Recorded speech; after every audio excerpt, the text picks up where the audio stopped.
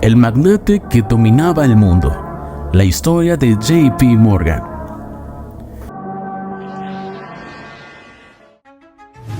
Desde niño, J.P. Morgan tuvo en sus manos $1 millón en efectivo, lo que despertó en él una ambición desmedida que lo acompañaría para toda su vida. A los 20 años dominaba 4 idiomas, habilidad que utilizaba para cerrar negocios alrededor del mundo. A los 24 fundó su propio banco. A los 53 años ya era multimillonario, y a los 64 años era el dueño de la primera compañía en la historia en valer más de $1.000 millones. Fue acusado de utilizar su poder e influencia para manipular el gobierno estadounidense y de crear uno de los mayores monopolios del país. Gracias a su poder y ambición, llegó a ser conocido como el hombre que controlaba el mundo. Fue el mayor impulsor de la creación de la Reserva Federal de Estados Unidos y se cree que orquestó un plan para hundir el Titanic y a gran parte de sus detractores con él.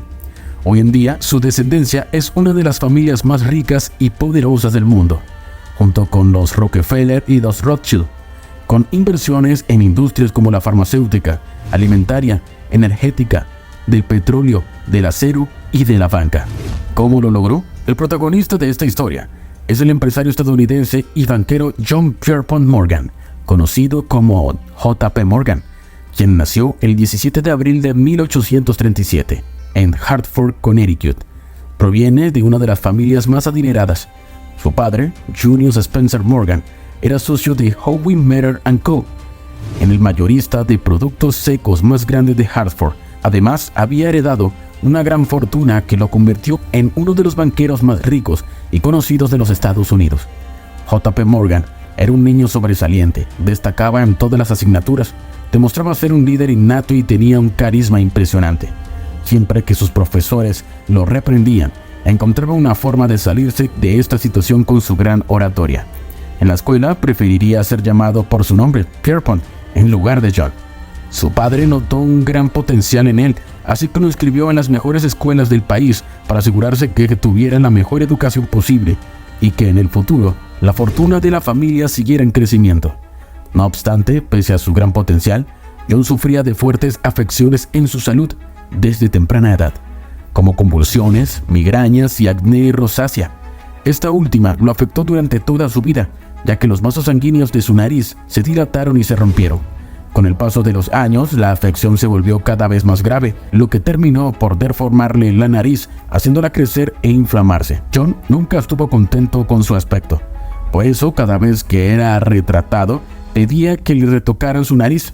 Sin embargo, la figura de un hombre alto de nariz abultada quedó para siempre en la imagen que la cultura popular tiene de él. Un día, cuando John era apenas un niño, su padre le pasó una bolsa con $1 millón de la época y le dijo: así es como se siente tener $1 millón. Ahora aprende a ganártelo tú mismo.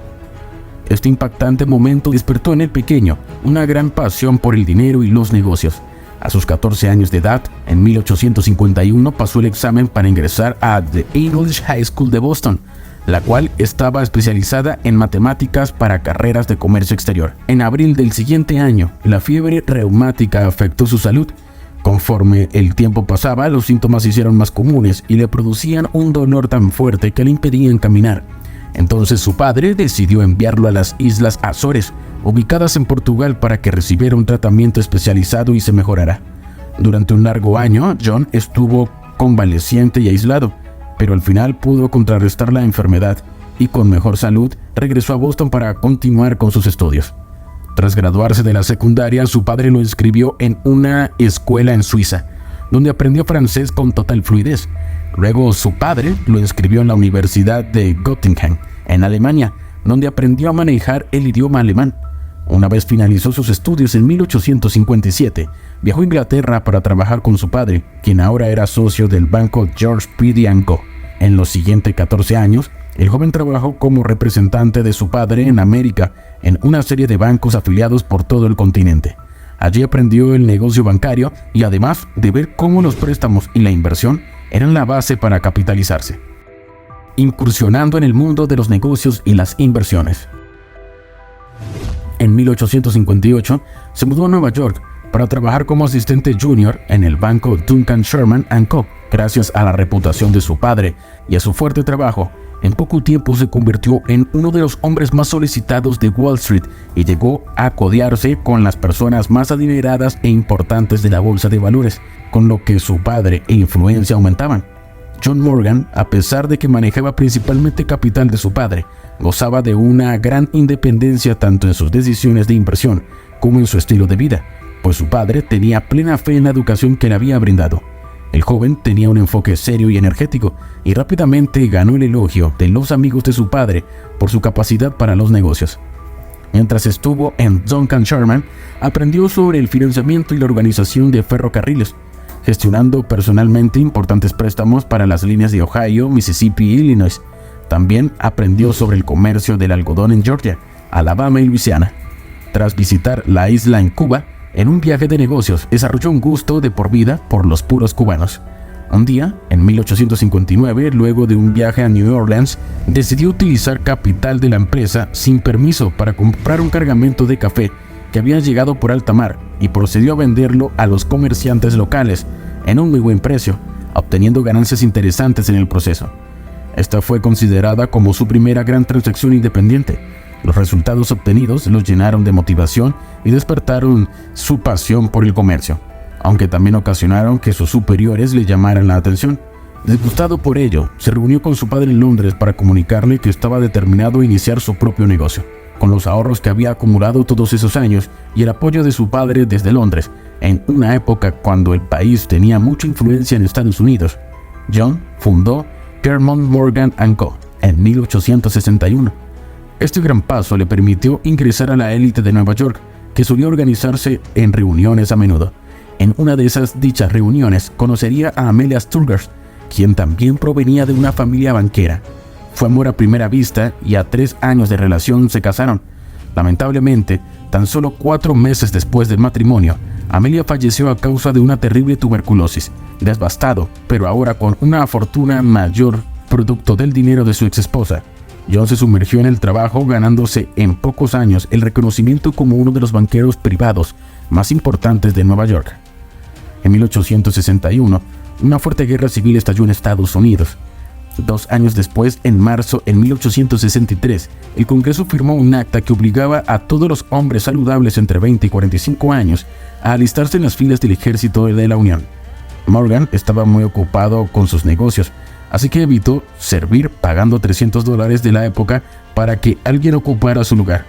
Pero igualmente participó en la guerra de 3 formas. Primero, comerciando bonos de la Unión para obtener grandes ganancias si dicho ejército ganaba la guerra. Segundo, haciendo préstamos con un alto interés a importantes empresarios que comerciaban con las armas del ejército.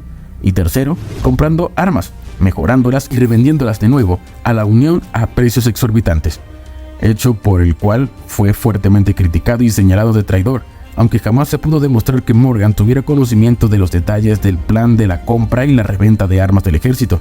Además, hizo una importante fortuna especulando con la volatilidad del precio del oro, que debido a la guerra comenzó a hacerse muy preciado en el país. Estas hazañas demostraron la ambición e insensibilidad de Morgan por el bienestar de la nación y su fuerte habilidad para sacar provecho de las situaciones adversas. En 1865, tras finalizada la guerra y con 28 años de edad, Morgan conoció a Frances Louisa, una millonaria como él que se convertiría en su segunda esposa y con quien tendría 4 hijos. Sin guerra y total libertad, inició una época dorada en el progreso estadounidense. Miles de personas migraban a estas tierras y comenzaron a nacer nuevas empresas, lo que impulsó considerablemente el crecimiento de la nación. Fue por esta época que grandes empresarios como John D. Rockefeller, Andrew Carnegie y Cornelius Vanderbilt forjaron sus descomunales imperios. Morgan, por su parte, con 33 años de edad, vivía en un constante estrés y cansancio debido a su ajetreada vida de negocios. Estaba pensando en retirarse en 1871, pero su padre no se lo permitió. Fue entonces que le presentó a Anthony Drexel, un conocido banquero de Filadelfia, 11 años mayor que él, quien se convertiría en su socio y mentor. Juntos fundaron Drexel Morgan & Company, con un capital de $5 millones de la época. Esta nueva empresa sería el puente para recibir una cuantiosa inversión europea, además de ser la encargada de estabilizar y revitalizar la bolsa de valores, y también fue la principal financiadora de la expansión de las ferroviarias. Sin embargo, Morgan se encontró con un problema, pues a diferencia del fuerte monopolio del petróleo, controlado por Rockefeller y la industria del acero bajo el poder de Carnegie, la industria ferroviaria tenía una agresiva competencia, por lo que había coherencia en las rutas. Pequeñas, medianas y grandes empresas luchaban por tener la mayor cantidad de estas, y en ocasiones hasta se construirían dos líneas ferroviarias muy cercanas de distintas compañías. Fue allí donde Morgan vio una oportunidad y no se dedicó simplemente a comprar acciones de estas empresas, sino que decidió dirigirlas, unificarlas y reorganizarlas para eliminar la competencia ineficiente y hacerlas más rentables. A este proceso se le conoce como morganización. Hoy en día, dicho modelo es conocido como inversión activista. Durante varios años, Morgan trabajó activamente redactando leyes y acuerdos para el mantenimiento de tarifas públicas juntas, uniformes y estables. Estas las comunicaba y construía en conjunto con los dueños de otras compañías ferroviarias en diversas conferencias alrededor del país. No obstante, los dueños de las dos compañías más grandes de Estados Unidos, Pennsylvania Railroad y Nueva York Central System, amenazaron con incumplir los acuerdos y pusieron en peligro el plan de Morgan, pues los inversores ingleses comenzaron a retirar su capital debido a que no se llegaba a ningún acuerdo. Morgan, en un acto que demuestra su rudeza a la hora de negociar, invitó a los dos dueños de ambas compañías a un velero de 56 metros llamado Corsair, del cual era propietario, y los llevó a navegar por el río Hudson mientras discutían sus propuestas. Pese a los esfuerzos, las partes seguían sin ponerse de acuerdo, por lo que Morgan se negó a atracar el velero hasta que resolvieran sus diferencias, tomándolos prácticamente como rehenes. Al final del día, ambas partes decidieron no intervenir en los territorios del otro y acoger todas las medidas propuestas por Morgan. A esta histórica victoria se le conoce como The Corsair Pact. Gracias a esto, Morgan recibió una comisión de $100,000 de la época y más tarde su inversión en bonos de ambas compañías le representó una ganancia de $1 millón. Pero Morgan no solo estaba interesado en la industria ferroviaria. Él quería pasar a la historia por invertir en algo innovador. En su búsqueda descubrió una nueva tecnología que se estaba desarrollando en el país e inmediatamente se interesó por invertir en ella. Se trataba de la energía eléctrica. El ambicioso empresario realizó una importante inversión en el trabajo de Thomas Alva Edison, un reconocido inventor que en aquel entonces se encontraba desarrollando la bombilla, impulsada por corriente directa. Morgan le pidió a Edison que utilizara su casa para probar una instalación de iluminación completa. Luego de varios meses de prueba y error, con un generador, cientos de metros de cable y más de 400 bombillas, el inventor convirtió a la casa de JP Morgan en la primera residencia privada del mundo en ser iluminada con electricidad. El evento se hizo muy popular y atrajo a la atención del público y la prensa. Los más adinerados de la ciudad querían también tener sus casas iluminadas con electricidad y bombillas, así que Morgan no dudó en financiar la Edison Electric Illuminating Company en 1880, empresa creada por Thomas Edison. En solo unos meses, el valor de la naciente compañía se incrementó considerablemente. La noticia llegó pronto a los oídos de Rockefeller, quien no tardó en darse cuenta de que un nuevo rival para su producto estrella había nacido. John D. Rockefeller había amasado una inmensa fortuna refinando aceite para lámparas de queroseno, las cuales iluminaban las casas y las calles de las ciudades. Aunque dicha sustancia era muy inflamable y bastante peligrosa, Rockefeller se las ingenió para posicionarse como el productor más grande del mercado. Por esto, la creación de una nueva tecnología de iluminación representaba una amenaza para su negocio y también su fortuna, por lo que de inmediatamente tomó represalias. En 1882, Morgan financió el Pearl Street Station, la primera estación eléctrica comercial del mundo, ubicada en el centro de Manhattan. Meses después, la mitad de la isla estaba iluminada con electricidad. A pesar de que invertir en una tecnología emergente representaba un gran riesgo, ya que su padre siempre le había enseñado a no invertir en empresas que nunca habían sido probadas, Morgan confió en su instinto y decidió apostarle todo a la revolucionaria tecnología. Mientras tanto, Rockefeller invirtió una gran cantidad de dinero para que los medios de comunicación pusieran en marcha una campaña de desprestigio contra la electricidad, haciéndola ver como algo peligroso y aterrador al mostrar noticias de electrocutaciones e incendios fuera de control. El magnate petrolero sabía que si el público se asustaba, el queroseno podría seguir siendo la fuente de iluminación preferida para las personas. Sin embargo, el avance acelerado de la tecnología eléctrica y la gran acogida que tuvo entre el público, debido a que era muy asequible, terminó por hundir las ventas del queroseno, por lo que Rockefeller no tuvo otra opción que aceptar su derrota y cambiar de estrategia, enfocándose en producir gasolina para motores de combustión interna con los residuos de la refinación del queroseno. En 1890, a orillas de las cataratas del Niágara en Ontario, Canadá, se estaba desarrollando la construcción de una planta de energía con la potencia para brindar electricidad al noroeste de Estados Unidos. Los encargados de construir estaban buscando a una empresa que suministrara los generadores y aún así no se decidían si usar corriente directa como la impulsada por Edison o corriente alterna como la impulsada por Nikola Tesla. Ambos inventores comenzaron a competir por dicho contrato. Edison financiado por JP Morgan y Tesla por George Westinghouse, pues ese mismo año Morgan recibió la terrible noticia de que su padre Junius había fallecido en un accidente de carruaje. Tras el desafortunado suceso, Morgan heredó automáticamente gran parte de la fortuna de su padre, un total de $15 millones de la época. Además, pasó a ser dueño de las importantes inversiones de la familia de ferrocarriles, bienes raíces, transporte marítimo, manufactura y banca. De la noche a la mañana, su fortuna personal se cuadruplicó. Ahora, con la libertad de invertir y gastar el dinero como quisiera, se lanzó a competir ferozmente para ganar el contrato de las cataratas del Niágara.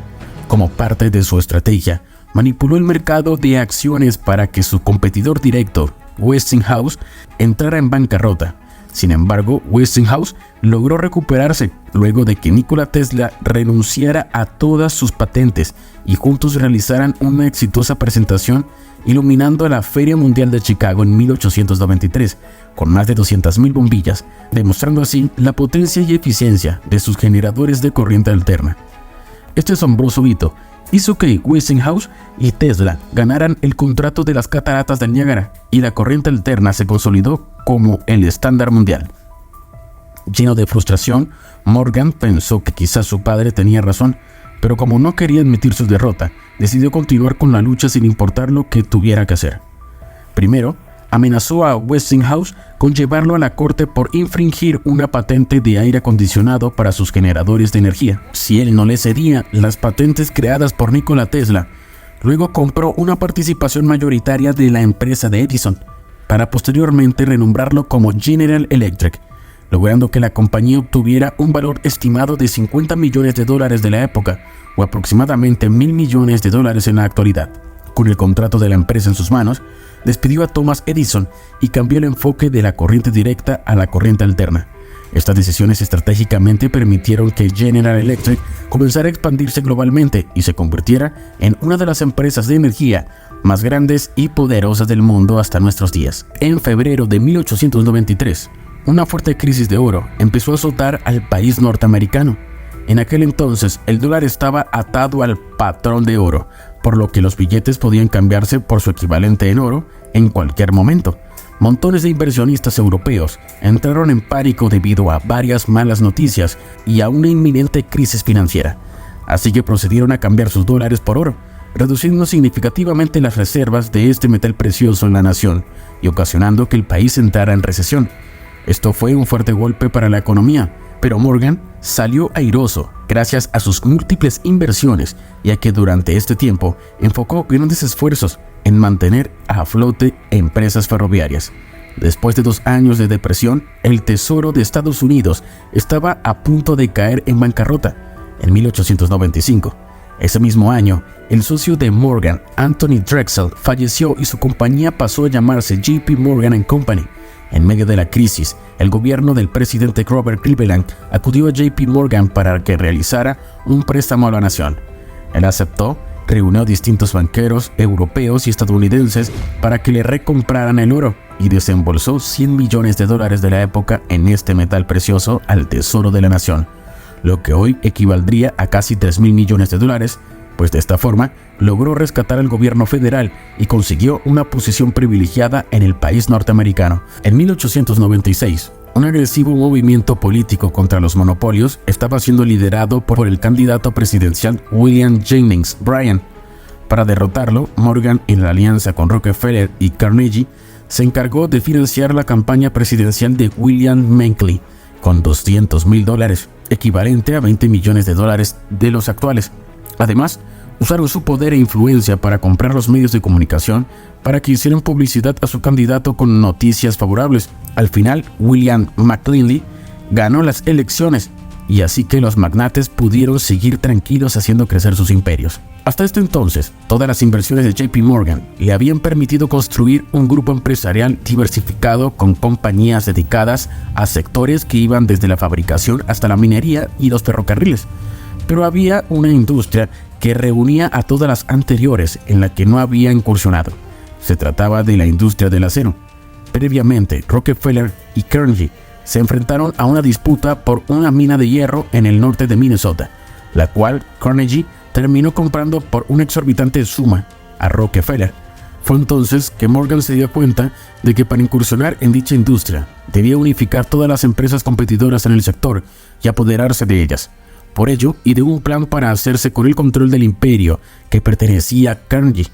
Morgan tenía conocimiento de que Andrew Carnegie estaba comenzando a cansarse de la competencia agresiva de su propia industria y estaba pensando en retirarse, pero sabía que ofrecerle una compra directa podría salirle muy costoso, así que se puso en contacto con la mano derecha del gigante del acero, Charles Schwab, y le ofreció convertirlo en presidente de la nueva compañía si éste convencía a su jefe de vender y retirarse del negocio con los frutos del trabajo de su vida.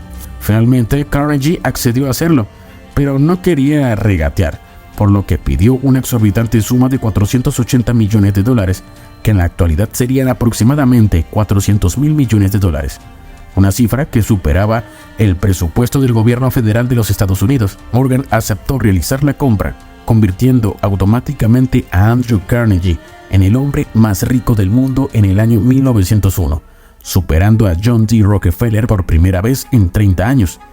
JP Morgan llamó a su nueva empresa US Steel Company, la cual se convirtió instantáneamente en la empresa más grande del mundo y la primera en la historia en valer $1,400 millones de la época, aproximadamente el 7% del PIB de Estados Unidos para aquel entonces.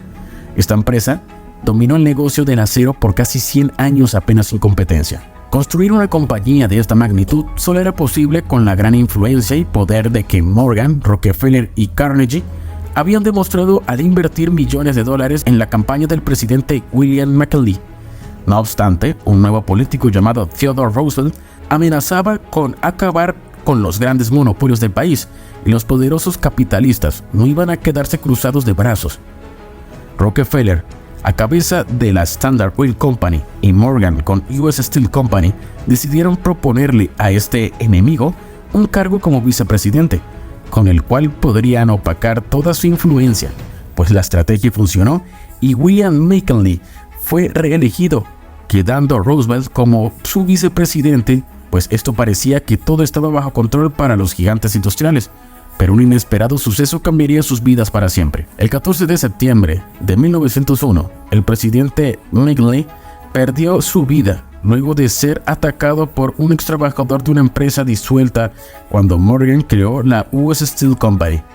Este hecho estremeció al país y permitió que Roosevelt ascendiera al cargo de presidente de la nación. Una vez en la presidencia, Roosevelt inició una campaña contra los monopolios más grandes de la nación. Su primer objetivo fue el conglomerado ferroviario Northern Securities, propiedad de Morgan. En 1902, el gobierno de Roosevelt demandó a Northern Securities bajo la ley Sherman antimonopolio, y en 1904, la Corte Suprema de los Estados Unidos ordenó la disolución de la compañía, y este fue el primer gran golpe contra los monopolios y marcó el inicio de una serie de acciones legales contra otras grandes corporaciones. A pesar de los desafíos, JP Morgan continuó siendo una figura influyente en el mundo de los negocios y la política hasta su muerte en 1913. Su legado perdurará en las numerosas instituciones financieras y corporaciones que ayudó a construir y en la profunda huella que dejó en la economía estadounidense. Y bueno, esto ha sido todo por hoy. Dime tú en los comentarios qué opinas acerca de JP Morgan. Si te ha gustado nuestro video, no olvides suscribirte a nuestro canal y compartirlo. Hasta la próxima.